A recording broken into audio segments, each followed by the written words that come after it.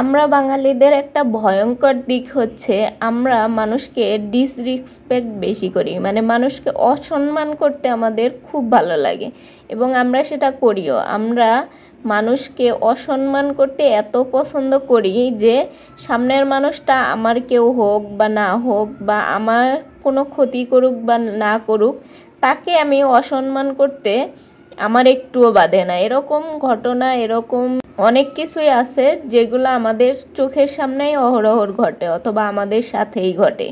আমরা বাঙালিরা মানুষকে অসম্মান করতে এতটাই পছন্দ করি, যেটা এক ধরনের হবি বাঙালিদের। তো আপনার পরিবেশটা কিরকম? আপনার ফ্যামিলিতে যেই পরিবেশটাই আছে সেই পরিবেশটা নিয়েই আপনার বাচ্চা বড় হইতেছে। সেই জন্য আপনাকে খেয়াল রাখতে হবে যে আপনি অন্তত আপনার সন্তানের সামনে যেন ভালো ব্যবহারটা দেখাইতে পারেন সবার সাথে। আপনি মানুষের সাথে হঠাৎ রেগে যাইতেছেন, মানুষের সাথে হঠাৎ কথা কাটাকাটি শুরু করে দিতেছেন, আপনার বাচ্চারা যখন এগুলা দেখবে ঠিক এটাই শিখবে।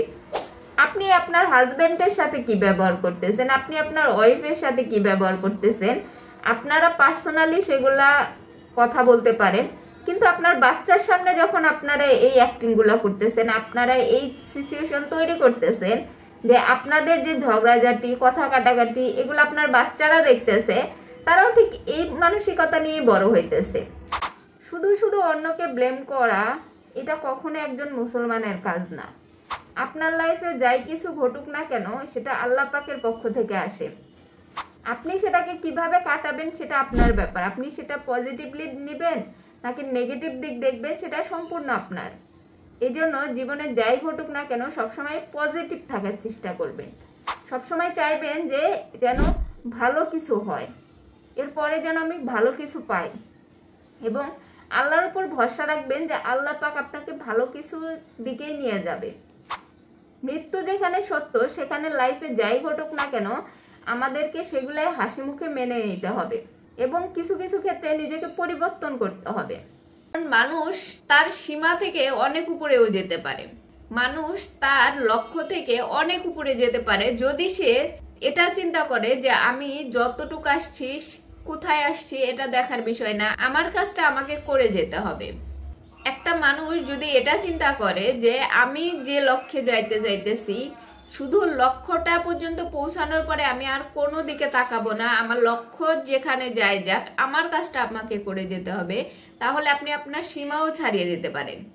পৃথিবীতে এমন অনেক নজির আছে যারা কিনা শূন্য থেকে শুরু করছে, যাদের কিনা কিচ্ছু ছিল না, তারা শূন্য থেকে শুরু করে এখন বিলিয়নিয়ার হয়ে গেছে, তারা এখন কোটিপতি হয়ে গেছে। তারা তাদের শুধু লক্ষ্যটা ঠিক রাখে নাই, তাদের পিছনে কখনো তারা ফিরে তাকায় নাই।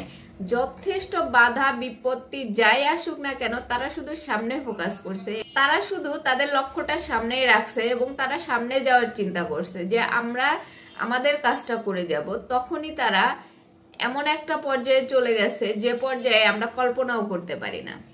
এই জন্য আপনার লক্ষ্য সবসময় সামনে রাখুন। হরিণের মতো বারবার পিছন ফিরে তাকালে আপনি ফেলিয়ার করবেন, বাঘের হাতে ধরা খাবেনি। সেই জন্য বাঘের মতো সামনে লক্ষ্য রাখুন, হরিণের মতো পিছনে কখনোই ফিরে তাকাবেন না। নিজের জায়গাটাকে ঠিক রাখুন, নিজের মতো নিজের রেসে দৌড়ান। অনেক সময় বাচ্চারা ফ্রি থাকলে সবসময় ফোনের উপরেই থাকে, আবার দেখা যায় আপনিও নিজেও ফোন দিয়ে রাখেন যাতে বাচ্চারা দুষ্টামি না করে। বাচ্চাদের কাজই দুষ্টামি করা, আপনি বাচ্চাদেরকে কখনোই ফোন দিয়ে দুষ্টামি বন্ধ করে রাখতে পারেন না। আপনি যখন আপনার বাচ্চাকে দুষ্টামির হাত থেকে বাঁচানোর জন্য ফোন দিয়ে রাখতেছেন, সেটা আপনার বাচ্চার জন্য আরো ডাবল ক্ষতি করতেছেন।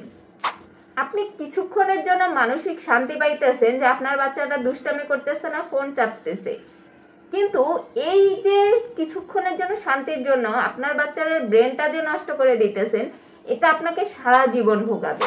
এই জিনিসটা আপনি পরবর্তীতে গিয়ে বুঝতে পারবেন যে আপনার বাচ্চাকে যদি তখন ফোন কম দিতেন, ফোনটা যদি ওইভাবে না দিতেন, তাহলে আপনার বাচ্চাটা অনেক ভালো হতো। আপনার বাচ্চার ব্রেনে অনেক কিছুই সম্ভব ছিল যেটা আপনি নিজে নষ্ট করতেছেন।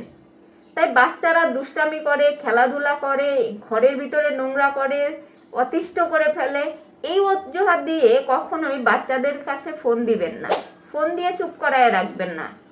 একটি গ্রিন সে এত কৃপণতা করে গ্রিনেস অল বুকের নাম লেখাইছে, তারপরেও তাকে মারা যেতে হয়েছে। এবং এই যে সম্পদ এত কষ্ট করে অর্জিত করছে, সেই সম্পদ রেখেও তাকে মরে যেতে হয়েছে। তাই যারা কৃপণ আছেন, কৃপণতা করবেন না।